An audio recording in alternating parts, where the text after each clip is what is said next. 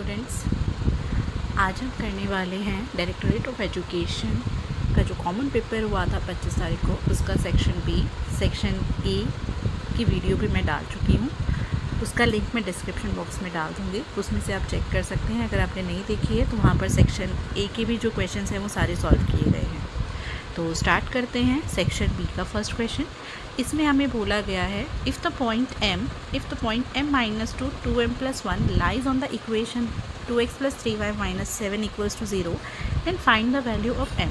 तो पहले तो आप इस क्वेश्चन को समझ लीजिए। इसका मतलब ये है बच्चे कि ये जो पॉइंट्स है ना हमारे m minus 2 and 2m plus 1 वो इस इक्वेशन में लाई करते हैं या नहीं। अगर हमें ये चेक करना होता है तो हमें क्या करना होता है, हम ये पॉइंट तो आपको पता है this is x and this is y, तो जस्ट हमारे को ये वैल्यूज़ x y की जगह पर पुट करनी है और हम उसकी वैल्यूज़ निकाल पाते हैं। सो आप देख सकते हैं इसके अंदर ये इसका सोल्यूशन है। यहाँ पर मैंने लिखा है if m minus 2 and 2m plus 1 lies on the equation this, so x is m minus 2 and y is 2m plus 1। मैंने जैसा अभी आपको बताया, अब हम इसमें x की जगह पर क्या रखेंगे m माइनस 2 एंड y की जगह पर क्या रख देंगे 2m प्लस 1। इस इक्वेशन के अंदर हमने वैल्यूज़ पुट कर दी हैं।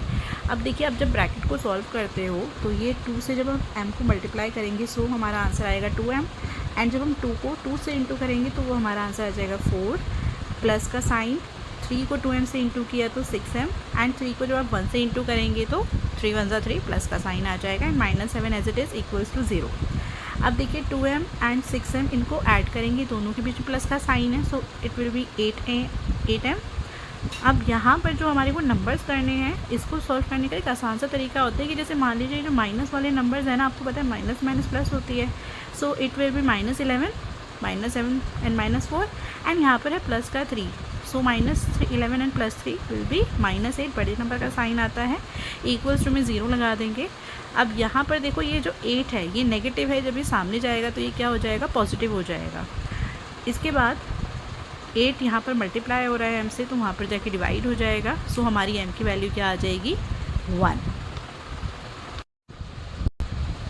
क्वेश्चन नंबर 22 में बोला है right 2 irrational numbers between 2/3 and 4/3। देखो यहाँ ध्यान से पढ़ लेना, यहाँ रैशनल नहीं लिखा है, यहाँ पे इरेशनल नंबर्स लिखा है। तो हम इसमें देखते हैं इरेशनल नंबर कैसे निकालेंगे।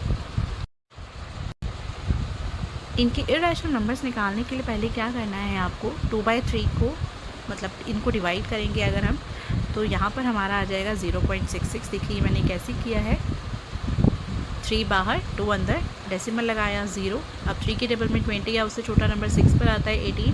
अगेन यहाँ पे 2 बच गया, फिर से 0 लग सकता है, एंड फिर से ये 6 पर ही जाएगा। ठीक है जी, तो इसका मतलब यहाँ पर इसका डेसिमल एक्सपेंशन क्या आ जाएगा 0.666, क्योंकि वो 6 रिपीट हो रहा है तो यहाँ पर हम डॉट्स लगा देंगे। नेक्स्ट में यहाँ पर 4/3 को जब आप सिंप्लीफाई करोगे, इसी तरीके से डिवाइड करके देखोगे तो वो आएगा 1.33। अब हमारे को जब इनमें इरेशनल नंबर्स निकालने होते हैं ना, तो यहाँ पर हम ना क्या करते हैं, डेसिमल के बाद के 2 डिजिट्स को कंसिडर करते हैं। जैसे यहाँ पर अगर हम देखें तो वो है 0.66, एंड यहाँ पर हम देखें तो 1.33। तो आपको ना बच्चे इनके बीच के नंबर्स देखने हैं। अब यहाँ पे तो बहुत सारे नंबर्स बीच में आते हैं, सो मैंने कोई भी एक नंबर, जैसे मैंने 66 के बाद ही जैसे नंबर आता है 67, तो मैंने लिखा 0.67 0 67 00 67 000 एंड सो ऑन। यहाँ पर ये इरेशनल नंबर निकालने का एक ट्रिक होता है। यहाँ पर आप कोई भी नंबर ना देखिए, जैसे 67 तो हमें पता है कि भाई 66 एंड 1.33 के बजाय 67 तो आएगा ही। 67 लिखने के बाद हम कोई भी एक डिजिट, 0 ही नहीं आप 1 भी ले सकते हो, 2 3, बस 6 और 7 को छोड़ के कोई भी एक डिजिट, उसको हम क्या करते जाएँ, यहाँ पर हर स्टेप में बढ़ाते जाएँ। इसी तरीके से मैंने एक रैंडमली दूसरा नंबर ले लिया 0.90।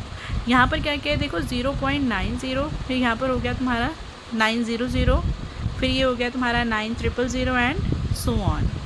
तो इस तरीके से हम इसके बीच के इरेशनल नंबर्स निकाल सकते हैं। इसी क्वेश्चन के चॉइस में हमें दिया हुआ है इसको सिंप्लीफाई करना 3 + √5 एंड 3 - √5।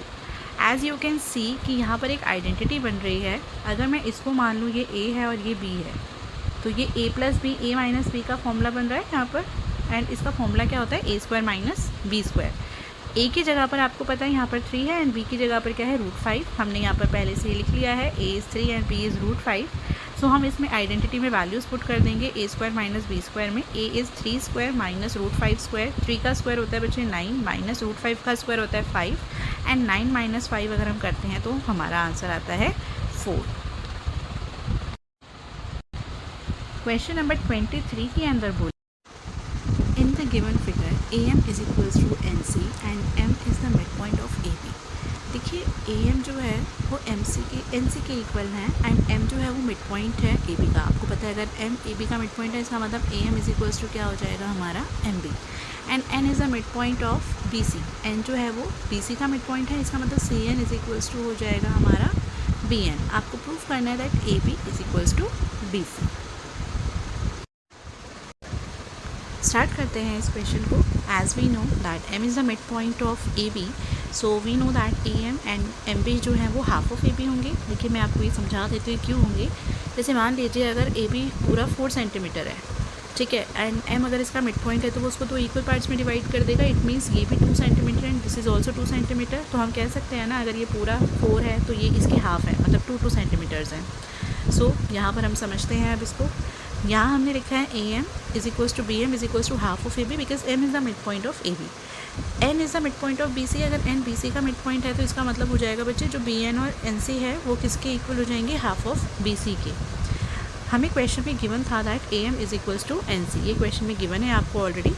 अब देखिए अगर AM और NC इक्वल हैं तो मैं AM की जगह पर क्या लिख सकती हूँ, जैसे मैंने यहाँ मेंशन किया है AM is equals to BM is equals to half of AB, तो AM की जगह पर क्या आ सकता है, हाफ ऑफ AB। तो यहाँ पर हमने लिख दिया हाफ ऑफ AB एंड यहाँ पर NC की जगह पर क्या लिख दिया, हाफ ऑफ BC।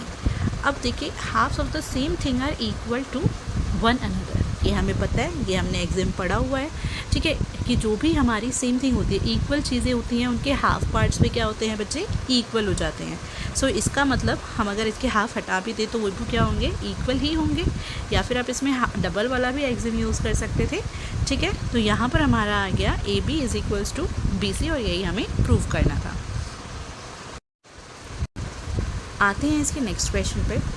इसमें बोला है a point P has ordinate and abscissa as -5 and 7। ये बात ध्यान रखना कि इधर पहले ऑर्डिनेट की बात हुई है और ऑर्डिनेट क्या होता है, हमारा y वाला कोऑर्डिनेट, एंड एब्सिसा इसमें बोला हुआ है हमारा 7। सो ऑर्डिनेट हो जाएगा -5 एंड एब्सिसा हो जाएगा 7, मतलब x हमारा 7 है एंड y हमारा 5 है। राइट, इट्स कोऑर्डिनेट, हमें P के कोऑर्डिनेट बताने हैं तो कोऑर्डिनेट्स क्या हो जाएंगे, पहले x की वैल्यू आती है फिर y की, तो x हो गया 7 एंड y हो गया -5, तो ये हमारे कोऑर्डिनेट्स आ गए 7, -5। आगे इसमें बोला है find the distance of the point P from x axis. देखिए x एक्सिस से हमारे को इसका डिस्टेंस निकालना है P का, तो y वाला कोऑर्डिनेट होता है। समझाया था मैंने आपको इससे पहले वाली वीडियो के अंदर भी कि भाई अगर हमारे को किसी भी कोऑर्डिनेट का x एक्सिस से डिस्टेंस निकालना है तो y वाला पॉइंट लिखना होता है, एंड अगर y एक्सिस से निकालना है तो x वाला कोऑर्डिनेट लिखना होता है। तो हम x एक्सिस से निकालेंगे, इसका मतलब हमें कौन सा कोऑर्डिनेट लिखना है, y वाला, एंड पॉजिटिव नंबर्स ही लेने होते हैं, नेगेटिव नहीं लेने होते। So distance of the point P from x axis is 5 units. Question number 25 के अंदर बोला गया है in the given quadrilateral ABCD AB equals to AD। ABCD के अंदर क्वाड्रिलेटरल ABCD में हमें ये गिवन है that AB is equals to AD, ये NCERT का ही क्वेश्चन है। And AC bisect angle A। Bisect मतलब क्या होता है बच्चे, कुछ बच्चे ना बाइसेक्ट और इंटरसेक्ट में कंफ्यूज हो जाते हैं। ये आप हमेशा ध्यान रखो, बाइसेक्ट होता है 2 इक्वल पार्ट्स में डिवाइड करना, एंड इंटरसेक्ट होता है 2 चीज़ों को आपस में काटना, ठीक है। अगर मैं ये कह रही हूँ ना कि हाँ भाई यहाँ पर ये जो लाइन है AC, ये एंगल A को बाइसेक्ट करिए, इसका मतलब ये जो 2 एंगल्स बन रहे हैं ना, एंगल 1 और 2, मैंने इसमें एंगल्स को नंबर दे दिए ताकि ईजिली समझा जाए, वो दोनों क्या हो जाएंगे, हमारे इक्वल हो जाएंगे। ओके, अब आपको पता है इसमें शो करना है triangle ACB is congruent to triangle ACD, तो ज्योमेट्री के क्वेश्चंस में गिवन टू प्रूफ लिखना पड़ता है बच्चे। और गिवन क्या होता है हमारा, देखिए जैसे ये लिखा है ना इन क्वाड्रिलेटरल, ये पूरा जहाँ तक शो दैट है उससे पहले पूरा क्या है हमारा, ये गिवन होता है। इसके बाद टू प्रूफ, यानी कि जो हमें प्रूव करना है वो हो गया हमारा ACB is congruent to ACD, ये टू प्रूफ है। अब हम स्टार्ट करेंगे सॉल्यूशन, मतलब प्रूफ। तो जब कॉन्ग्रुएंसी प्रूफ करनी होती है तो उसका फर्स्ट स्टेप होता है बच्चे, जो भी 2 ट्राइंगल कॉन्ग्रुएंट करने हैं उसके लिए हमें स्टेटमेंट लिखनी होती है इन ट्राइंगल, देखिए in triangle ACB and ACD। और एक बात ध्यान रखना, कुछ बच्चे क्या करते हैं, ये ना कॉन्ग्रुएंसी वाले क्वेश्चन से बहुत घबराते हैं। तो आपको ना इसमें एक चीज़ आपको समझाऊंगी, आप ना गिवन अच्छे से पढ़ो इन क्वेश्चंस का। देखो गिवन के अंदर ही हमारे को 80% चीज़ें मिल जाती हैं जो प्रूफ करनी होती है। मैं भी बताती हूँ कैसे। हमने ये 2 ट्राइंगल्स लिए हैं, कौन कौन से, ABC एंड दूसरा हमारा ट्राइंगल है बच्चे ACD। गिवन में हमारी फर्स्ट स्टेटमेंट ये थी कि in quadrilateral ABCD AB is equals to AD। देखो AB जो है वो ABC की साइड है एंड AD जो है वो ADC की साइड है। तो इसका मतलब फर्स्ट तो हमारा क्या आ गया, AB is equals to AD given, ये डायरेक्ट यूज़ हो रहा है इसके अंदर। सेकेंड पार्ट इसमें बोला हुआ था AC bisects angle A, angle A को बाइसेक्ट कर रहा है, मतलब angle 1 is equals to angle 2। ऊपर वाले ट्राइंगल में ABC में एंगल 1 आ रहा है एंड ADC के अंदर एंगल 2 आ रहा है, तो ये भी हमारा। एंड थर्ड चीज़ हमारी, हम देखते हैं कि क्या कोई कॉमन साइड तो नहीं है। एंड कॉमन साइड क्या है, आप देख लो दोनों में ही ये साइड आ रही है AC, सो AC हो गई हमारी कॉमन साइड। तो कौन सी प्रॉपर्टी हमारी ये लग गई है, देखो SAS प्रॉपर्टी हमारी लग गई है, साइड एंगल एंड साइड। जैसे side angle and side. Figure में देखें, देखो एक कोई भी एक ट्राइंगल ले लो, जैसे ADC ले रहे हैं, एक ये वाली साइड ली थी, एक ये वाला एंगल है और एक ये वाली साइड है, मतलब 2 साइड्स का इंक्लूडेड एंगल है। सो बाय SAS ये दोनों ट्राइंगल क्या हो गए, कॉन्ग्रुएंट, और यही हमें प्रूव करना था। इसी का एक चॉइस वाला क्वेश्चन है, इसमें लिखा है बच्चे, in the given figure BP and BQ are equal perpendicular from B। इसमें बोला है, मैंने अभी बताया ना, इनको करने के लिए आपको गिवन अच्छे से पढ़ना है। देखो BP and BQ are equal perpendicular का मतलब है, एक तो ये दिख रहा है हमारे को कि परपेंडिकुलर है यहाँ पर ये दोनों, एंड ये दोनों इक्वल है, ये भी गिवन है that BQ is equals to BP। BP and BQ are equal perpendiculars, मतलब ये दोनों इक्वल एंड ये दोनों परपेंडिकुलर्स भी बना रहे हैं। From B to the arms of angle A, angle A की आर्म्स पर, एंगल A की आर्म्स कौन सी हैं, ये वाली दोनों, इन पर आप देख रहे हो राइट एंगल फॉर्म हो रहा है। शो करना है आपको triangle APB is congruent to triangle AQB। ये दोनों ट्राइंगल्स आपको क्या करने हैं बच्चे, कॉन्ग्रुएंट करने हैं। तो इसमें आप गिवन अब आप अपने आप ट्राई करें, ठीक है, क्योंकि तभी आपकी प्रैक्टिस होगी। मैंने आपको बताया गिवन में क्या लिखना होता है, शो दैट के पहले जितना भी है सब कुछ मीन्स आप ये लिखेंगे that BP and BQ are equal perpendiculars from B to the arms of A, ठीक है, ये पूरा गिवन है। उसके बाद टू प्रूव होता है, टू प्रूव हमारा ये आ जाएगा, यहाँ से हम प्रूफ स्टार्ट करेंगे इन दोनों ट्राइंगल्स को कॉन्ग्रुएंट करने के लिए। अब देखो जब भी हमारे राइट एंगल ट्राइंगल्स होते हैं ना और हमें उनको कॉन्ग्रुएंट करना होता है, तो आपको ये ज़रूर चेक कर लेना है कि हमारी RHS कॉन्ग्रुएंसी तो नहीं है। RHS सिर्फ और सिर्फ राइट एंगल ट्राइंगल्स में लगती है। इसका मतलब होता है बच्चे, R stand for right angle, H stand for hypotenuse and side, मतलब कोई भी उसकी साइड इक्वल होनी चाहिए। सो हम देख लेते हैं कि इसमें RHS तो नहीं है।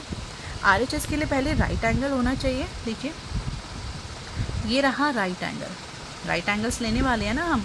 राइट एंगल के बाद दूसरी चीज़ होनी चाहिए हाइपोटेनस। हाइपोटेनस क्या होता है बच्चे, राइट एंगल के सामने वाली साइड। अब देखो आप इसमें देख रहे हो, अगर मैं ये दोनों ट्राइंगल लूँगी ना, दोनों में ही AB आ रहा है, राइट, AB कॉमन साइड है और ये हाइपोटेनस है दोनों ही ट्राइंगल्स का। तो यस R भी मिल गया, H भी मिल गया, एंड अदर साइड जो इसमें हमने देखा गिवन, ये गिवन था ना BP एंड BQ इक्वल है, तो हम तीसरी चीज़ ये लेंगे। तो हमारी कौन सी प्रॉपर्टी लग गई, RHS।